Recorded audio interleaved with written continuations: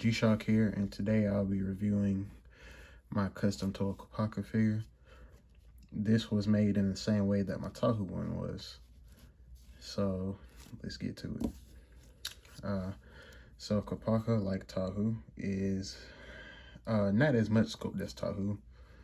His legs, he used the Bionicle Star's feet, the 2016 pieces, and the only sculpt on his leg are in his quad area and his crotch piece.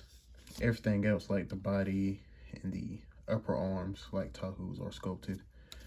His hands have some sculpt as well, and so that's his mask.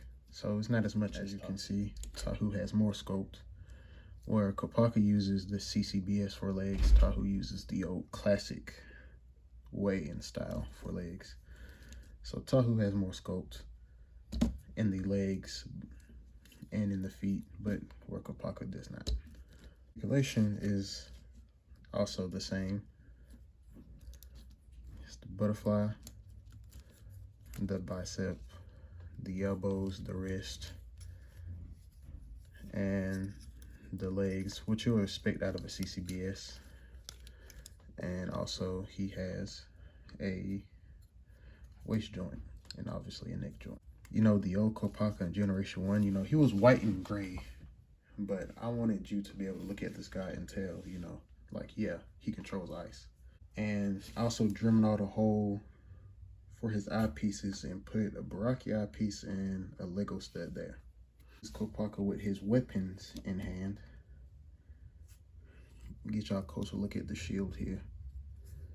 His shield has his old shield pieces, obviously, and the 2009 Mentis spike shield pieces to give him more of an icy look that I really wanted to convey and get across this guy. Because, that's what I think of when I think of Kopaka, obviously, because he's a toy of ice. I just really wanted to convey that in his character design this time around. So yeah, that's good. And I just really like the way he came out. The paint I used is the same for Tahu. The paints that I use is always going to be the same across all of them, because I really love those. The acrylic paints, they stick a lot better, and I just like it. Now for a size comparison, here's Kopaka next to Onua. He's a little shorter, but obviously, Onua's a lot buffer. So y'all see, this will be another review in the future, will be Onua. Kopaka next to a Transformers Hunt for Decepticons Bumblebee. Let's get you how tall Bionicle figures are, And they aren't even as tall as, say, some of the Bionicle. So yeah, they're pretty big, which is good because it gives me a lot of room to work around with in terms of sculpting and painting. In terms of overall aesthetics on this guy, I just really love him. The ice, the shade of blue I use, which is sand blue. I just really like working on ice guys, and they're probably some of the easiest, but they're some of the most fun. The ice accents, I just really like it. Although ice isn't my favorite element, it's fire.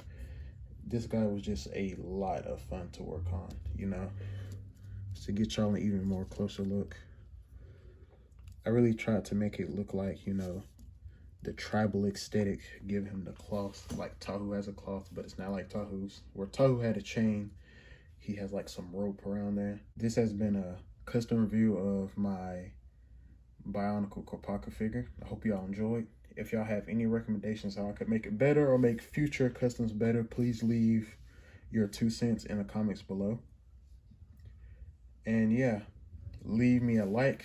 Please subscribe to the channel, and thank you for watching.